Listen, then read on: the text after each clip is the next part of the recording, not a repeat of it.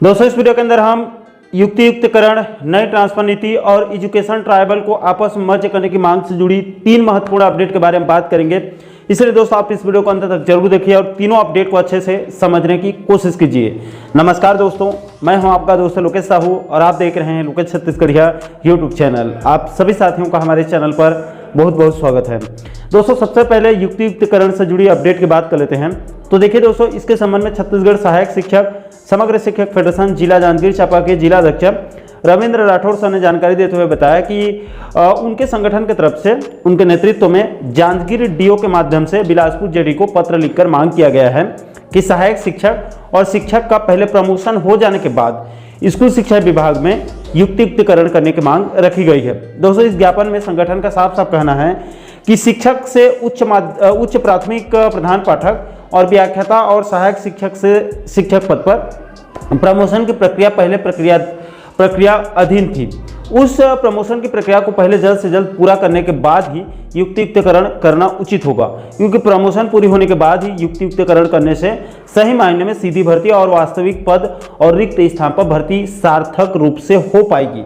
इसमें आगे कहा गया है कि प्रमोशन की प्रक्रिया को पूर्ण करने के बाद ही अगर युक्तियुक्तकरण किया जाता है तो इससे लंबे समय से जो शिक्षक प्रमोशन के इंतजार कर रहे हैं उनके साथ न्याय हो पाएगा। इसलिए इस पत्र के माध्यम से बिलासपुर जेडी से मांग किया गया है कि सबसे पहले शिक्षकों के प्रमोशन की प्रक्रिया को पूरी किया जाए, उसके बाद युक्तियुक्तकरण और सीधी भर्ती करने की मांग रखी गई है। इसके अलावा दोस्तों रविंद्र राठौड़ जी ने प्रदेश के एलबी संवर्ग के शिक्षकों की पूर्व सेवा की गणना करते हुए मध्य प्रदेश के तर्ज पर शासकीय सेवा के समान सभी एलबी संवर्ग के शिक्षकों को पुरानी पेंशन योजना का लाभ देने की मांग रखी गई है। इसके बाद दोस्तों हम आगे बढ़ते हैं और दूसरे नंबर पर नई ट्रांसफर नीति 2024 की बात कर लेते हैं। तो देखिए दोस्तों, इस समय प्रदेश के लगभग सभी विभागों के कर्मचारियों के द्वारा ट्रांसफर के संबंध में बार बार पूछा जा रहा है। इस वीडियो के माध्यम से आप सभी साथियों को बताना चाहूँगा। देखिए दोस्तों, इस समय नई ट्रांसफर नीति यानी कि ट्रांसफर से बेन खोलने के संबंध में कई लोगों से और कई अधिकारियों से मेरी बीच में बात हो रही है। तो सभी का लगभग यही कहना है कि इस समय शासन स्तर में अधिकारियों के बीच में नई ट्रांसफर नीति 2024 को लेकर चर्चा चल रही है। हालांकि दोस्तों इसको लेकर अभी तक राज्य सरकार ने कोई ऐलान नहीं किया है। इस पर अंतिम निर्णय राज्य सरकार को ही लेना है। बताया जा रहा है कि आगामी कैबिनेट बैठक 10-12 जुलाई के आसपास हो सकती है।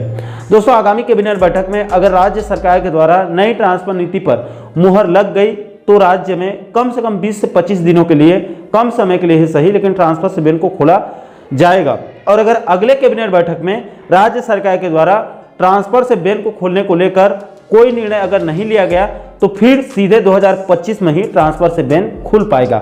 हालांकि दोस्तों अगर आपको ट्रांसफर करवाना अभी सख्त जरूरी है, आपके लिए बहुत जरूरी है, तो आप पहुंच लगा के सीधे मुख्यमंत्री के अनुमोदन से समन्वय से ट्रांसफर करवा सकते हैं। हालांकि दोस्तों ये इतना आसान नहीं है। समन्वय से बहुत ही कम लोगों का ट्रांसफर होता है। आपकी किस्मत अच्छी रही, सब कुछ सही रहा आपके हिसाब से, तो समन्वय से ट्रांसफर हो सकता है। इसके बाद दोस्तों हम आगे बढ़ते हैं और तीसरे नंबर पर इस समय प्रदेश में टी और ई को आपस में मर्ज करते हुए वरिष्ठता सूची जारी करके प्रमोशन और ट्रांसफर करने की मांग चल रही है।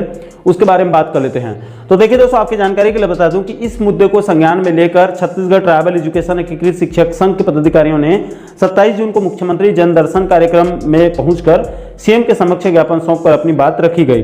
दोस्तों इस मुद्दे पर संघ के प्रतिनिधियों के तरफ से 6 बिंदुओं पर मांग रखी जा रही है। सबसे पहले तो स्कूल शिक्षा विभाग में ई यानी कि एजुकेशन और टी यानी कि ट्राइबल, 2 अलग अलग कैडर हैं और इन दोनों कैडर का संचालन स्कूल शिक्षा विभाग के द्वारा किया जा रहा है। इसलिए संघ की तरफ से ई और टी दोनों को आपस में मर्ज करके दोनों कैडर को स्कूल शिक्षा विभाग में करने की मांग रखी गई है।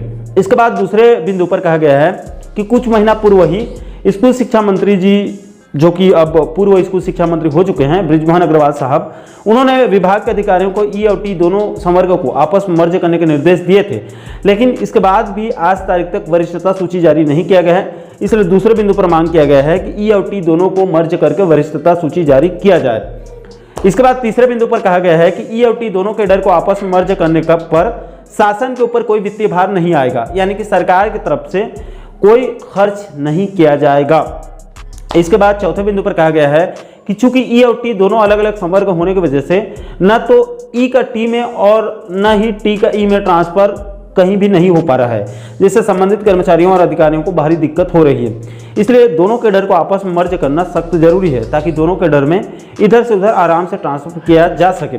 इससे संबंधित कर्मचारियों, अधिकारियों और शिक्षक साथियों को बहुत राहत मिल सकती है। इसके बाद 5वें बिंदु पर कहा गया है कि इस ई और टी दोनों अलग अलग कैडर होने की वजह से प्रदेश के खास करके शिक्षक और शिक्षिकाओं को मानसिक रूप से परेशानी हो रही है, इसलिए भी इसको आपस में मर्ज किया जाए। इसके बाद अंत में 6वें बिंदु पर कहा गया है कि अगर ई और टी दोनों कैडर को आपस में मर्ज कर देने से प्रदेश के अंदर शिक्षा में जो है वो गुणवत्ता आ सकती है, शिक्षा की गुणवत्ता का सुधार हो सकता है। इसलिए इन सभी बिंदुओं के माध्यम से मांग किया गया है कि ई और टी कैडर को स्कूल शिक्षा विभाग में मर्ज करके वरिष्ठता सूची जारी करने के बाद प्रमोशन और ट्रांसफर करने की मांग रखी गई है। तो दोस्तों आशा करता हूं कि आप इस वीडियो के माध्यम से युक्तिकरण, ट्रांसफर और ट्राइबल एजुकेशन मर्ज करने से जुड़ी तीनों महत्वपूर्ण मुद्दों को आप अच्छे से समझ गए होंगे। दोस्तों इन तीनों मुद्दों को लेकर आप लोगों की क्या राय है, नीचे आप लोग कमेंट बॉक्स में अपनी अपनी प्रतिक्रिया आप लोग जरूर दीजिएगा। और दोस्तों आप आगे भी प्रदेश के कर्मचारियों और शिक्षक साथियों से जुड़ी इसी प्रकार के अन्य महत्वपूर्ण मुद्दों पर, महत्वपूर्ण टॉपिक पर आप वीडियो देखना चाहते हैं तो आप हमारे चैनल को जरूर सब्सक्राइब कर लीजिएगा, ताकि आने वाले सभी नए वीडियो का नोटिफिकेशन आप लोगों तक तुरंत पहुंच सके। दोस्तों अभी के लिए फिलहाल इस वीडियो में इतना ही, मुझे दीजिए इजाजत। मैं मिलता हूं आपसे एक और महत्वपूर्ण मुद्दे के साथ, महत्वपूर्ण टॉपिक के साथ। तब तक के लिए जय हिंद, जय छत्तीसगढ़।